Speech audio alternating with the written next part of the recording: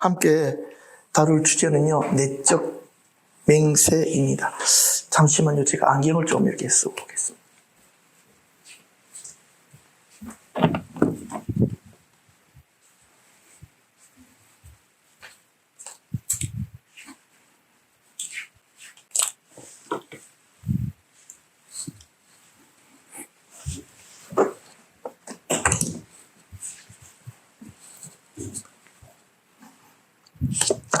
먼저 성경 말씀을 한번 읽어보도록 하겠습니다. 예. 마태복음 5장 33절에서 37절인데요. 다 같이 한번 천천히 그렇게 읽도록 하겠습니다. 또 옛사람에게 말한 바 헛맹세를 하지 말고 내 맹세한 것을 주께 지키라 하였다는 것을 너희가 들었으나 나는 너희에게 이르노니 도무지 맹세하지 말지니 하늘로도 말라 이는 하나님의 보좌이며 땅으로도 말라 이는 하나님의 발등상이며 예루살렘으로도 말라 이는 큰 이름의 성이며 내 머리로도 말라 이는 내가 한 터럭도 쉬고 금기할 수 없음이라. 오직 너희 말은 옳다 옳다 아니라 아니라 하라. 이에서 지나는 것은 알고로 쫓아나느니라. 아멘. 예수님께서 헛맹세를 하지 말라고 하신 것은요, 맹세나 서원, 뒤에 있는 영적인 차원 때문에 그렇습니다.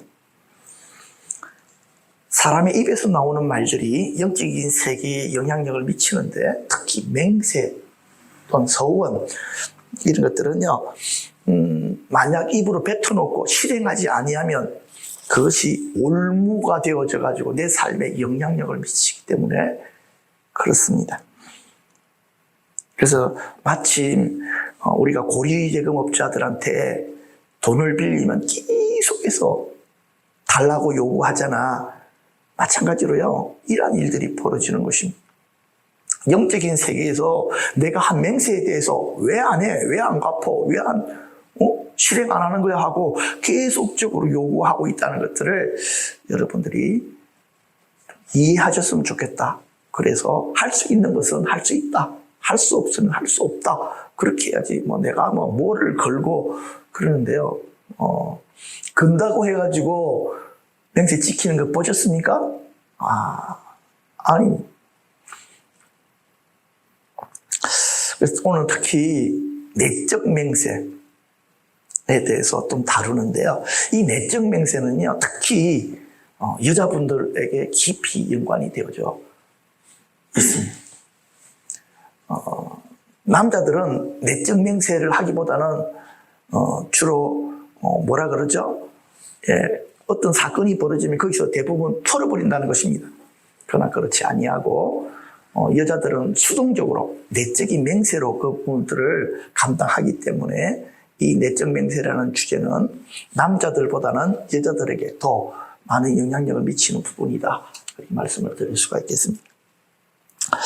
내적 맹세 이 정의를 좀 보니까요, 이렇게 되어 있었습니다. 어릴 때 마음의 생각에 의해 만들어진 자기의 전 존재에 관한 어떤 결심이나 지령으로 영향력이 있다. 그러겠습니다.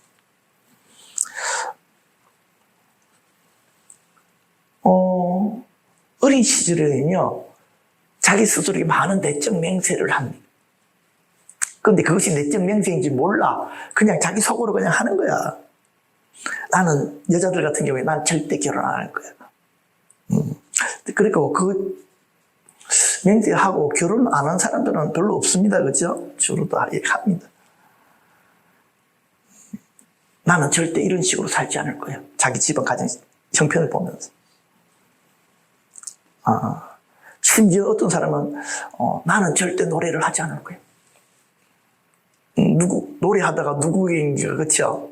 이렇게 핀잔을 듣거나 그랬을 때 사실은 엄청나게 노래 잘할 수 있는 특성을 가졌는데도 불구하고 그 내적 맹세 때문에 이렇게 제대로 자기의 재능을 펼쳐보지 못한,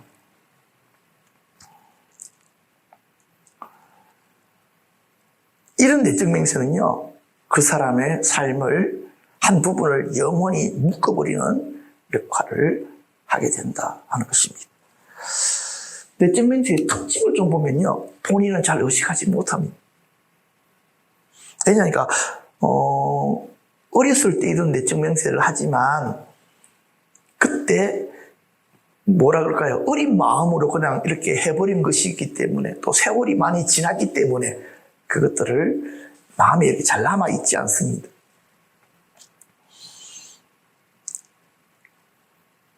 그리고, 이것들이 기억의 밑바닥에 숨어있기 때문에 잘 본인 스스로가 이런 내적 맹세가 지금 내게 묶여있다 하는 것들을 발견하지는 못합니다. 그럼에도 불구하고 내적 맹세는 정상적인 성장을 저해할 강력한 힘을 가지게 됩니다. 전문가들은 이렇게 이야기합니다. 우리 안에 이 내적 맹세가 딱 만들어지면, 형성이 되어지면 그 내적 맹세와 이렇게 결합되지 않은 나눈 부분들을 본인 스스로가 거절한다는 거예요. 내적 맹세를 따라서 속에서 스스로 몇 가지를 단절시켜버린대요. 그러한 일들이 있기 때문에 이 사람이 전인적으로 잘 성장하는데 이 내적 맹세는 도움이 되지 않는다. 부정적인 영향을 끼친다. 그렇게 말씀을 드릴 수가 있겠습니다. 이 내적 맹세는요, 타기하지 아니하면 계속해서 영향력을 미칩니다. 예를 들어서 우리가 컴퓨터 프로그램을 생각을 하며 보십시오. 컴퓨터를 사서 프로그램들을 깔아서 사용합니다. 어떤 프로그램은 옛날 것이에요. 그래서 그 프로그램 내버려 두고 다른 프로그램을 사가지고 새롭게 깝니다. 그런데 이건 쓰지 않는데도 불구하고 이 프로그램은 여전히 어떻게 하고 있습니까? 돌아가고 있죠. 그렇죠? 우리 내적 맹세가 그래요. 완전히 지우지 않으면 나는 어른이 되어줬기 때문에 그 어릴 때 했던 내적 맹세는 어린 시절에 다 거르는 거잖아. 그게 뭐 내 삶에 무슨 큰 영향력을 미치겠어. 왜? 지금 나는 어른이 되어줬고 어른의 생각을 하고 있기 때문에 그런 것은 영향력을 미치지 못할 거야 라고 생각한다면 그것이 착각이다. 네 번째로는요, 이 내적 맹세는 인생 각본의 줄거리가 됩니다. 가장 핵심적인 줄거리. 내적 맹세를 따라서 인생 각본이 쫙 하고 만들어집니다. 인생 각본에 대해서는 이전에 제가 한번 강의를 한 적이 있기 때문에 여기서 특별하게 덧붙이지는 않겠습니다. 그리고 자기 자신들은 우리는 내가 짠 각본을 따라 살게 됩니다.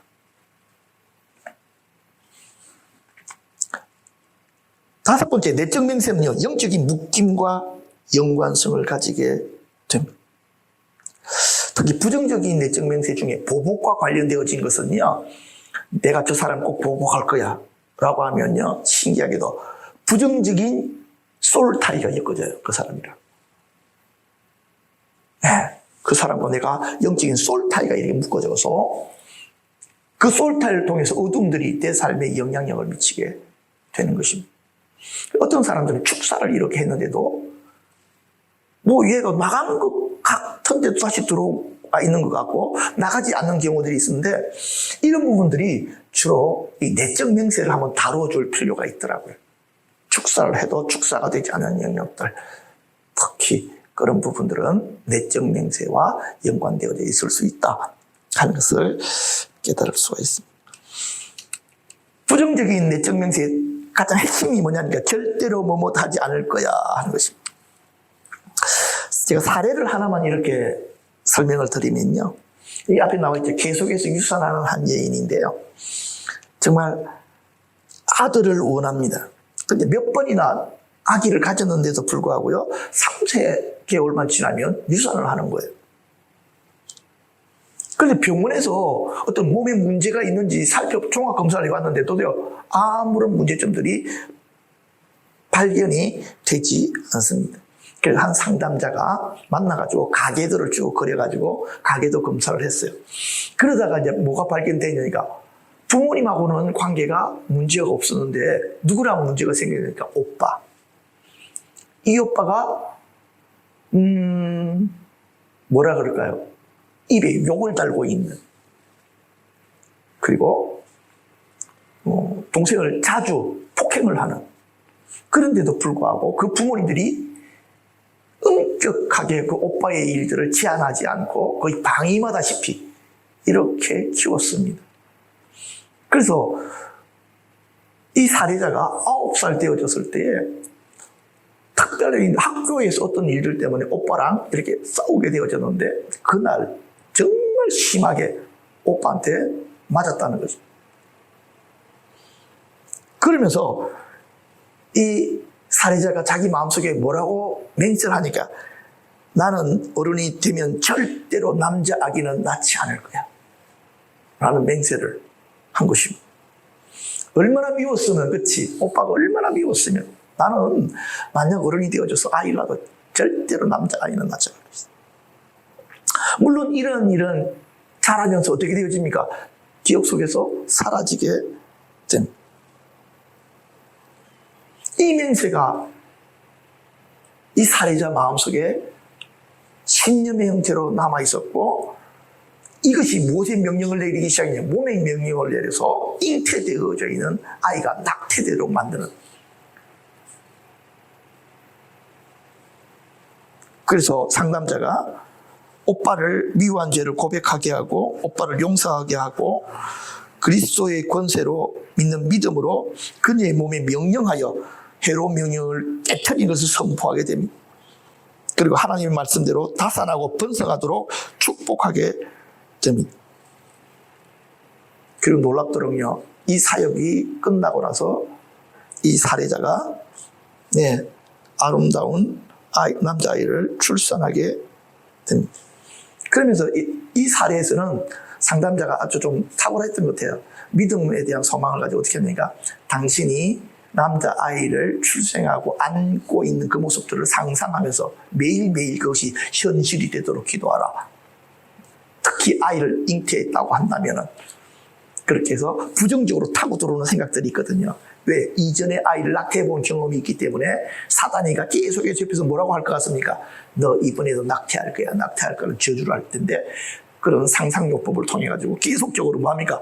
그 생각들을 밀어내고 내 안에 태아는 하나님께서 보호하실 거야. 출생하실 수 있을 거야. 라고 하는 그런 기도들을 통해서 아이를 출산하는 그런 사례였습니다. 두 번째도요. 임신을 원하지만 불임하는 여인의 경우입니다. 의학적으로 이 두 부분은 모두 정상이었습니다. 그런데 이 여인의 경우에는요, 가톨릭 집안에서 9 자녀의 장녀였습니다, 살해자가. 그런데 그 엄마가 몸이 건강한 채로 9 자녀를 낳은 것이 아니고 몸이 허약한데도 불구하고 가톨릭 집안이라는 말을 사용한 이유를 알겠죠. 가톨릭에서는 뭘 하지 못하도록 합니까? 임신을 하게 되어지면 중재를 하지 못하도록 이야기하거든요. 그러다 보니까 아이를 가지면 무조건 다 낳았습니다. 그러다 보니까 그 엄마가 가면 갈수록 아이들을 뭐 못합니까? 케어를 할 수가 없는 거예요. 그런데 거기다가 아빠가 적극적으로 부인을 도와준다거나 아니면 아이가 더 출산되지 않도록 하는 것이 아니라 거기에 아무 신경을 쓰지 않는 거예요. 그러다 보니까 이 장녀가 마치 보모처럼 동생들을 계속해서 돌봐야 되는 일들을 반복하게 됩니다. 그렇다고 한다면 이 장녀가 마음속에는 어떤 내적인 맹세를 했을까요? 여자분들 금방 머릿속에 싹 들어오죠, 그렇죠? 나는 어른이 되면 뭐 하지 않을 거야? 절대로 아이를 낳지 않을 거야. 누구라도 그런 상황에 들어가면 할 수밖에 없는 일이에요. 엄마는 애만 놓고 힘이 없어서 계속 누워있는데 그럼 누가 봐야 돼? 장녀가 봐야지.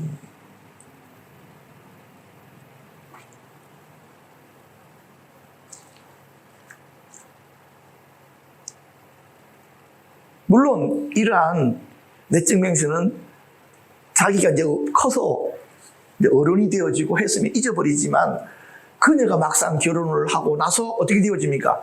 이것이 영향력을 미치게 되어졌던 것입니다.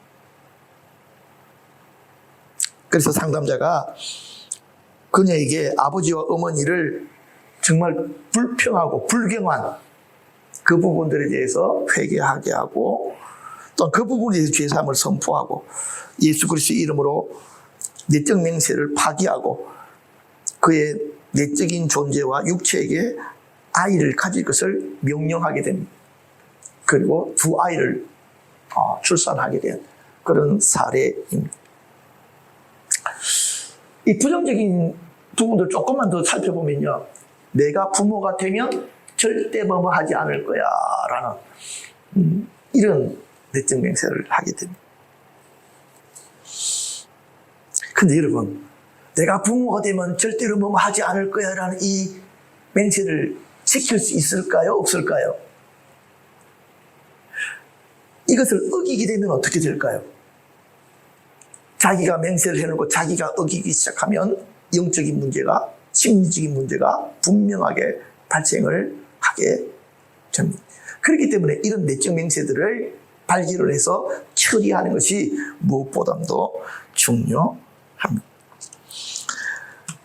예를 들면요, 어릴 때 부모에게 많은 매를 맞고 자란 아이들 같은 경우에는요, 이러잖아요. 나는 어른이 되면 절대로 우리 부모처럼 자녀들을 때리지 않을 거예요. 그런데 문제는 말입니다. 자기가 많이 맞고 자란 사람들은 마음 안에 상처가 많이 있고 징벌적인 마음의 구조를 가지게 됩니다. 징벌적인 구조를 가진 사람들은 자녀를 놓으면 자녀들에게도 징벌적으로 말을 하고 행동을 하게 됩니다. 그러면 이 아이는 어떻게 되어집니까? 이 아이 마음속에도 징벌적인 구조가 만들어지겠죠, 그렇죠? 징벌적인 양육을 받은 아이들은요, 사고를 쳐요. 꼭 야단먹을 짓을 해요.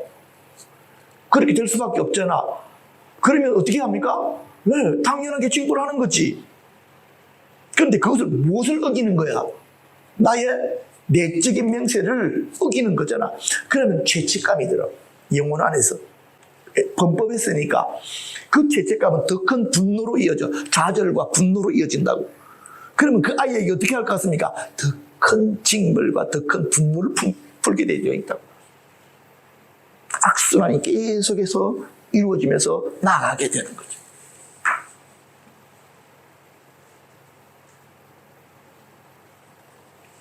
두 번째는요, 나중에는 꼭 복수할 거예요. 보복의 솔타이가 형성된다 그랬지. 나는 꼭 복수하고 말 거야. 어린 시절에 엄마한테 굉장히 많이 맞은 어떤 아이가 나는 어른이 되어지면 나 우리 엄마한테 복수할 거야. 그걸 생각하면서 컸습니다. 그래서 이 여인의 복수는 뭐였냐니까 엄마랑 관계를 끊는 것이었어요. 다시는 쳐다보지 않는 것. 될 수 있으면 안 만나는 것이 행복이다. 그렇게 생각하고 살았어요. 그럼 이게 어디서 문제가 생기느냐니까요. 자기 딸하고의 문제가 터지는 거예요.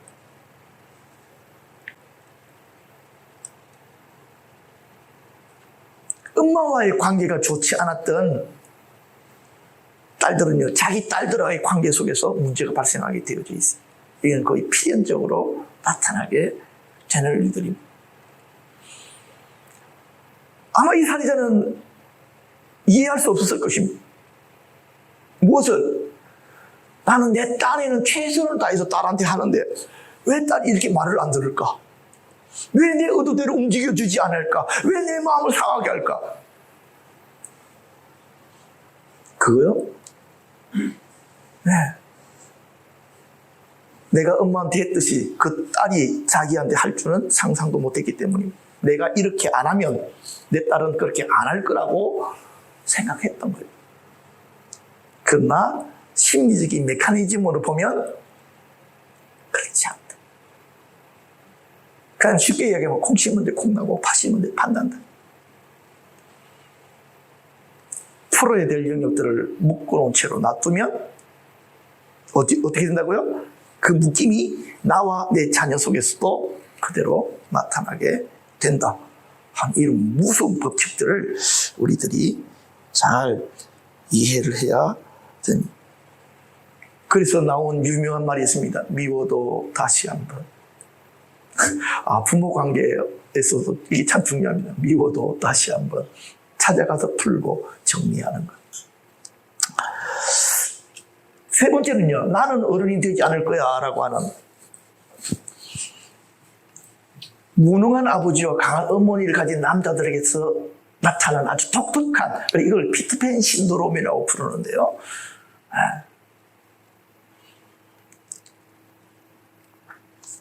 그러니까 아이가 무능한 아버지가 엄마한테 얼마나 당하는지를 보고 크는 거야. 그러면서 자기도 모르게 자기 마음속에 어른이 되면 나도 저렇게 부인에게 당하면서 살 수 있겠구나. 그러면 자기 마음속에 나는 절대로 어른이 되지 말아야지. 저하고는 말도 안 되는 내적인 맹세를 한다는 거야. 그래서 어떤 형태로 우리나라에서 마마보이라고 부르는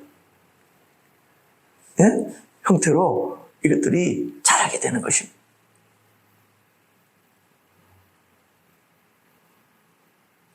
이런 맹세로 말미암아 그 생각과 마음이 어린 아이의 수준에 계속 머무르게 됩니다.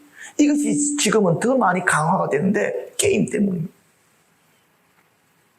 게임이 아이들을,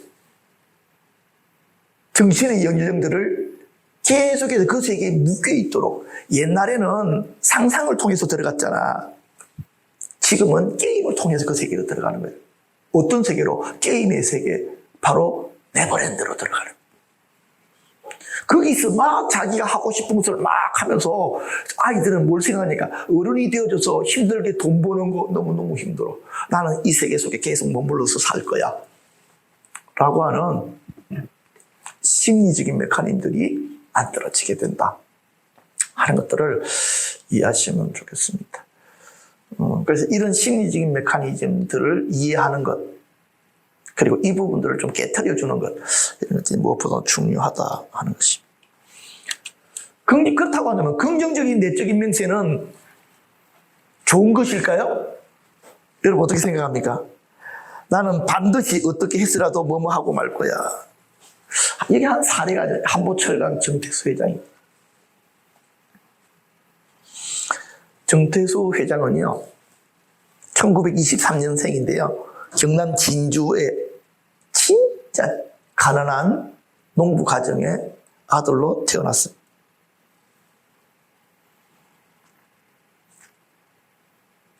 초등학교만 나왔습니다. 그런데 이 양반이 검정고시를 통해 가지고 결국에는 공무원 시험에 합격을 해서 세무공무원으로 근무하게 됩니다. 그러다가 1969년 가을쯤에 친구들과 함께 점장이를 찾아갔는데, 그때 점장이가 세무공무원 그만두고 사업하면 당신은 대한민국에서 첫째 가는 부자가 될 거다라는 점괘를 내줍니다. 그런데 어떤 사업을 해야 되느냐니까, 흙과 연관되어진, 당신의 사주팔자를 보니까 흙과 관련되어진 사업을 하면 당신은 엄청난 부자가 될 것이다. 그런데 이 정태수 회장이 그 말을 진짜로 받아들이고 어떤 사업을 하면 좋을까 하라고 해가지고 전국에 있는 좋은 산들을 찾아다니기 시작했다는 거예요. 그러다가 그 마음에 들어온 게 뭐냐니까, 흙과 관련되어진 일 중에 어떤 것을 생각하니까 결국에는요, 폐광. 한 번은 이 정태수가 몰리브덴 광산이 있는데 캐다가 제대로 뭐라 그럴까, 몰리브덴 있긴 한데 경제성이 없어서 폐광을 시켜놓은 한 폐광 안에 들어갔다가 딱 감이 온 거야. 이거 조금만 더 파면 정말 몰리브덴이 엄청나게 많이 있을 것이라는 자기 나름대로의 확신을 가지고 그 폐광을 사게 됩니다. 그리고 조금 더 굴착을 해가지고 실제로 엄청난 광맥을 발견하게 됩니다. 그래가지고 그가 제일 처음에 샀던 가격에 거의 한 1000배 가까운 돈으로 팔게 됩니다. 그래가지고 그가 만든 것이 1974년도 한보상사를 설립을 하게 됩니다. 이 한보그룹은 땅과 관련된 사업을 해야 된다는, 성공한다는 점쟁이 말을 따라가지고 건설업에 뛰어들어가지고 그때 다른 사람들이 생각하지 못했던 방법으로 아파트를 짓기 시작하는데 은행에서 빚을 내가지고 아파트를 건축하는 것이었습니다. 이전에 그가 무슨 공무원이었습니까? 세무공무원이잖아. 세무공무원들은 어디랑 친합니까? 은행권하고 친하잖아. 그래서 은행권에서 돈을 끌어다가, 아는 사람들을 통해가지고 돈을 끌어다가 싼 땅을 싸가지고 아파트를 지어가지고 판매함으로 말미암아 대박을 터뜨리게 되는데, 여러분들도 잘 아는 서울의 유명한 은마 아파트가 바로 이 정태수의 가치입니다. 그리고 그가 각 곳에다가 아파트를 짓기 시작해가지고 그것으로 대박이 터집니다. 아파트 사업의 성공 이후로 그가 1982년도 한보 탄좌 개발 탄광 사업도 하고요. 1984년 금호산업으로부터 철강 부분도 인수하고요. 1996년에는 시베리아 가스전 사업도 하게 됩니다. 그리고 결국엔 당진 제철소까지 이렇게 막 사업을 물발식으로 막 확장하기 시작합니다. 그러다가 무리한 사업 확장이 독이 돼가지고 1997년 2월에 한보그룹이 부도가 납니다. 그런데 이 한보그룹의 부도가 무엇을 일으킨 줄 아십니까? 우리 한국 전체를 갖다가 뒤흔들어 버리는 외환위기 시작이 바로 이 한보그룹에서 시작됩니다. 정태수 회장이 회장실에서 자주 짜장면을 시켜 먹었대요. 그 돈 많은 양반이. 왜 그랬을까요? 어린 시절에 자기 집이 너무 가난했잖아. 짜장면 먹어보는 게 소원이었대.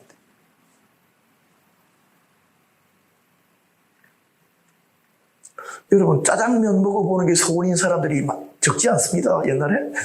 나 짜장면 먹어봤으면 소원이었. 그런데 정태수가 그 소원을 가지고 있을 때 회장이 되어졌는데도요, 다른 음식보다 짜장면을 시켜서 먹어야지만이 마음이 평안해 왔대요. 그러니까 아하, 정태수 회장 마음속에 내적 맹세가 있었구나. 그러니까 그런요, 가난을 벗어나기 위해서 결국엔 나는 무엇을 해야 되겠다? 반드시 돈을 벌고 말 거야. 그는 돈이라면 어떤 짓도 할 수 있는 사람이었어요.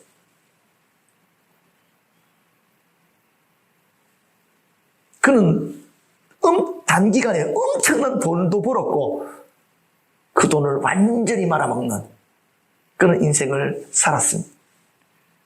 그의 내적 맹세가 그의 온 인생을 지배했습니다.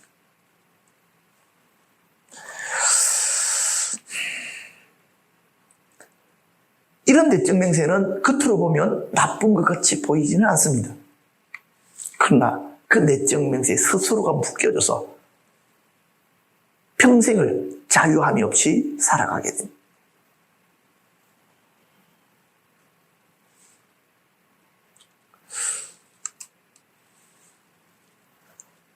부부간에 가장 대표적으로 나타나는 내적 맹세 하나만 다루고 마지막으로 정리하려고 합니다.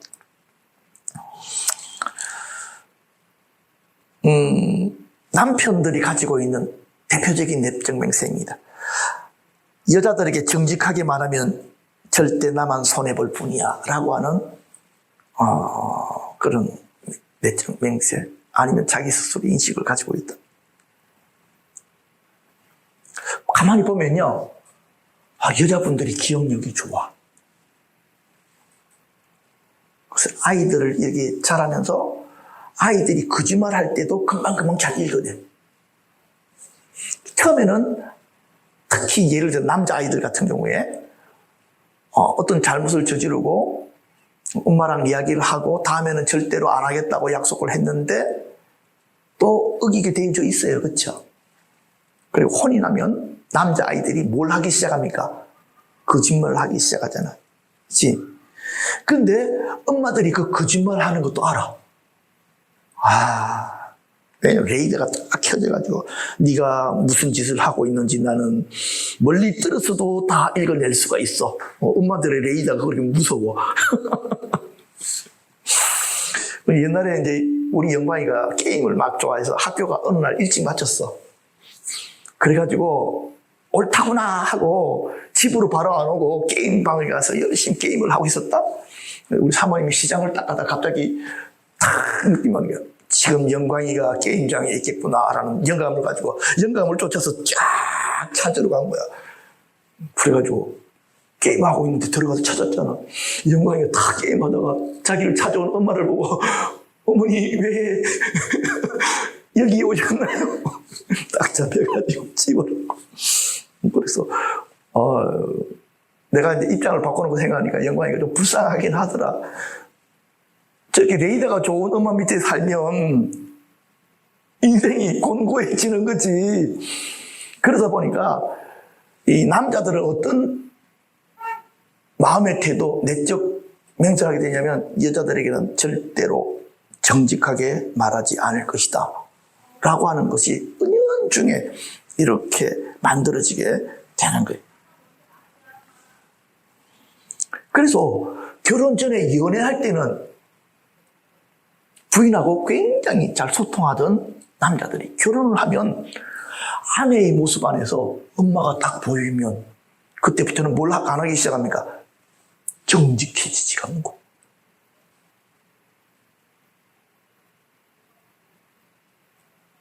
그런데 여자들은 남자가 자기 앞에 정직하지 않다는 것을 기가 막히게 읽어내. 본능적이야, 이거는. 진짜 본능이야. 남자들 딴에는 이렇게 막 자기가 하고 있는 일들을 막 이렇게 저렇게 변명하고 숨기고 막 그러는데 남자들은 숨기는데 전문가인데 여자들은 그거 찾아내는데 전문가야. 그런 일들이 이제 반복되는 거예요, 집안에서. 그러면 남자들은 부인 앞에 어찌됐든지 100% 정직하지 않고 자꾸 숨겨놓으려고 하고 아내는 그걸 캐내려고 하고 이렇게 하다 보면 자연스럽게 뭐가 생길까? 갈등, 부부싸움이 생겨. 그런데 그렇게 되면 되어질수록 남자들은 자기도 모르게 어린 시절에 엄마랑 했던 짓거리를 부인이랑 반복하게 되어져 있어. 그러니까 아내의 입장에서 보면은 남편이 자꾸만 어려져 가. 연애할 때는 정말 큰 남자고 자기보다 자기를 보호해주고 자기를 어떻게 케어해줄 수 있는 남자인 줄 알았는데 결혼해보니까 하는 짓거리가 자꾸만 애기가 되어져 가는 거야. 그럴수록 여자들은 자기도 모르게 엄마 노릇을 계속하는 거야.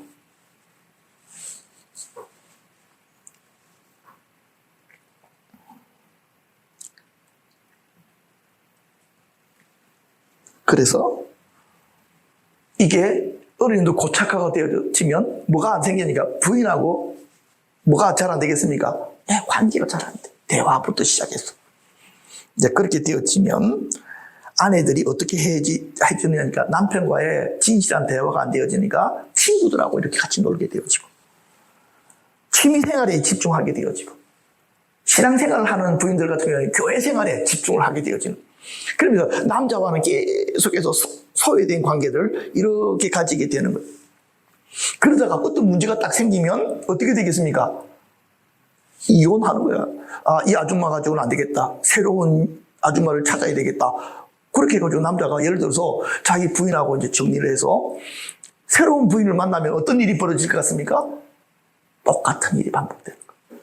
여자 바꾼다고 해서 될 문제가 아니고 자기 속에 있는 근본적으로 마음을 터놓고 함께 할 수 있는 이런 내적 맹세를 정리 안 하면 자기 삶에서 벗어날 수가 없게 됩니다.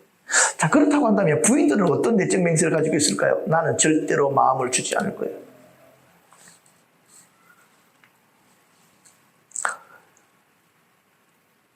여성분들이 항상 이렇게 대화하는 것들 중에 이런 말들을 해요. 나는 다른 사람들이랑 잘 통하는데 우리 남편하고는 안 통해. 자, 이 말에 맞다고 생각하시는 손 한번 들어보십시오. 나는 다른 사람들하고 대화가 잘 통하는데 우리 남편하고는 잘 안 통해. 아무도 안 들지만 벌써 마음의 손이 다 들려 있는 것이 보입니다. 자, 여러분 아셔야 될 게 있습니다. 여러분들만 남편이랑 말이 잘 안 통하는 것이 아니고 다른 집도 다 마찬가지입니다. 그것이 아주 정상적인 상태입니다. 어떤 집은 아니 우리 집은 잘 통하는데 별종입니다. 지금 별종이 마치 세상의 기준인 것처럼 이렇게 미디어가 만들어놔서 평범한 남자들이 너무 힘들어. 그 나쁜 최수종이 같은 님이나 시언 같은 님이나 이런 양반들이 우리나라 여자들의 가치 기준을 완전히 바꿔버렸어요. 왜? 당연히 저렇게 해야 된다는 기준을 가져버린 거야. 평범한 우리들은 되게 이제 부담감을 가지게 되는 그런 시대에 살고 있습니다. 그래서 제가 이제 우리 사모님한테 오늘 아침에 이런 이야기 했습니다. 나는 대한민국 남자가 아니고 이효 시대의 마지막 남자라고 생각하고 나랑 그렇게 관계를 맺어라.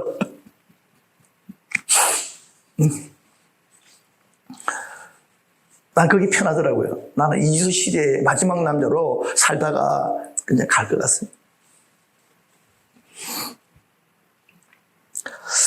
왜 이러냐니까 어린 시절에 예를 들어 딸이 아빠가 퇴근하면 막 쫓아가 아빠 이렇게 하는데 아빠가 에이 피곤해 저리 가. 남자애들은 막 그렇게 해도 별로 마음의 상처를 안 입어. 왜? 남자애들은 달려들 때는 다 이유가 있거든. 뭐 하나 달라고 하는 거거든. 근데 딸들은 친밀함 때문에 달라들잖아 주로. 그러니까 친밀함에 대한 거절을 받으면 마음의 상처를 입죠. 어느 날 옷을 이쁘게 다 입고 아빠가 이쁘지 그랬더니 아빠가 옆에 있는 엄마한테 얼마 주고 샀어? 이제 이러는 거야. 그러니까 내 존재에 대해서 관심이 없고 그치 경제적인 논리로 저거 우리 형편도 어려운데 뭐 저런 애한테 새우 사줘 이런 뜻이잖아. 이런 것을 몇 번 겪고 나면 딸들은 특히 아빠는 남자의 대표잖아. 딸에게 있어서는 남자들에 대한 부정적인 생각들을 가지게 됩니다. 그러면서 마음속에 어떤 마음을 가지게 된다고요? 나는 절대로 남자에게 뭘 주지 않을 거다? 마음을 주지 않을 거다. 이 딸이 크면서 남자친구들이랑 사귀어보다가 어떻게 됩니까? 상처를 입게 되면 이것이 완전히 확신으로 마음속에 자리를 잡게 됩니다. 자, 문제는 말입니다. 이 부인이 결혼을 해가지고 남편이랑 대화를 하고 관계를 맺는데도요, 뭐가 항상 문제가 되느냐니까요, 마음 자체를 주지 않는. 그러니까 이런 거예요. 당신이 하는 거 봤어. 전제 조건이 딱 깔려. 그리고 나서 나는 내 마음을 줄지를 말지를 그때 결정할 거예요.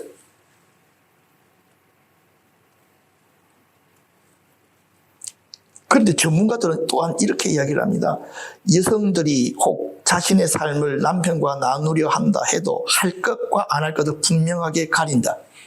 그래서 여자들은 100% 마음을 다 남편에게 주지 않는다. 그런데 그 일들은 모든 집에서 일어나는 일들이기 때문에 이상한 일은 절대로 아니다. 그렇기 때문에 이 두 가지의 내적 맹세가 남자는 부인에게 절대로 정직하지 않게 하고 부인은 남편에게 마음을 절대로 다 주지 않는,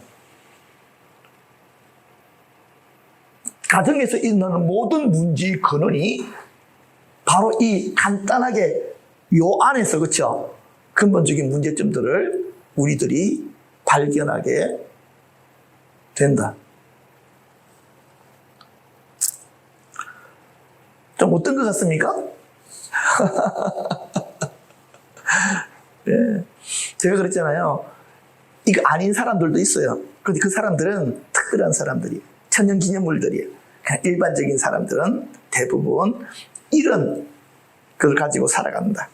이제 그러니까 가정 안에서 남편과 아내가 정말 하나가 되어져서 화합해가지고 행복한 가정을 이루는 것은 기본적인 이런 틀들을 깨트리지 않고서는 너무너무 어렵다 하는 것들을 이해하시면 좋겠습니다. 내적 명세 깨트리기 첫 번째 인식과 발견. 여러분들이 이 강의를 듣는 순간 여러분들 안에 아하, 내 안에 어떤 유형의 내적인 맹세가 있겠구나라는 것을 느끼게 되어졌을 것입니다. 그걸 인식하는 것이 중요합니다. 혹 어떤 사람은 나는 내적인 맹세가 없는 것 같아요. 난 기억하지 못해요. 괜찮습니다. 그런데 그것을 처리하는 과정들을 그냥 안 느껴져도 그 과정을 따라서 한번 처리해보면 훨씬 도움을 입게 됩니다. 내적 맹세를 깨뜨리는 방법은 용서와 고백과 회개입니다. 그리고 내적 맹세를 파기하는 것입니다. 내적 맹세를 파기하기 위해서 우리가 하나님의 말씀에 근거해서 이 부분들이 처리가 된다는 걸 이해하시면 좋겠는데, 골로새서 2장 14절과 15절 다 같이 한번 읽어봅시다. 시작. 우리를 거스르고 불의하게 하는 법조문 옷은 정서를 지우시고 지하여 버리사 십자가에 못 박으시고 통치자들과 권세들을 무력화하여 드러내어 구경거리로 삼으시고 십자가로 그들을 이기셨느니라. 우리를 거스르게 불리하게 하는 법조문, 이것을 갖다가 이 안에 내적 맹세도 포함이 되어 있다라고 저는 믿습니다. 그렇죠? 이 내적 맹세를 예수님께서 어떻게 하셨습니까? 십자가로 처리하셨습니다. 이것을 우리들이 믿으십시다. 그리고 그것을 받아들이십시오. 이러한 진리를 이해하는 것, 그것이 자유함에 이르는 것입니다. 그래서 마지막으로 내적 맹세를 깨뜨리는 기도와 선언입니다. 자, 여러분들은 지금 함께 나는 어떠한 맹세를 주 예수 이름으로 끊고 버립니다를 지금 여기서 한번 해주시면 되겠습니다. 꼭 옆에 이 갈로 안에 들어있는 것들은 여러분들이 지금 만들어 놓으셔야 되는 부분. 왜냐하니까 지금 내가 그걸 해야지만이 요거를 선포할 것이기 때문에 그렇습니다. 자, 1번 여러분 다 같이 한번 시작.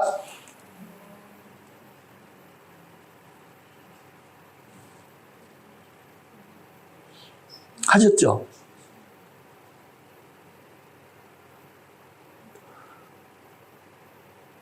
박정 집사는 왜? 네. 했습니까? 네.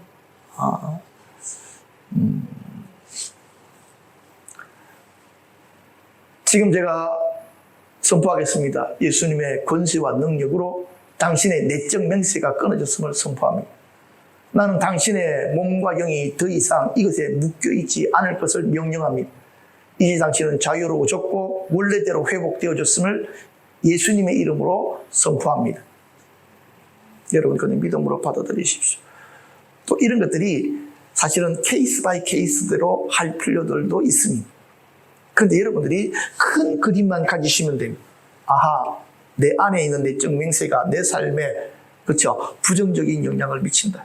이것들은 끊어져야 되고 처리가 되어져야 된다 하는 사실들을 잘 기억하시고, 오늘은 나눠드리지 않은 것은요,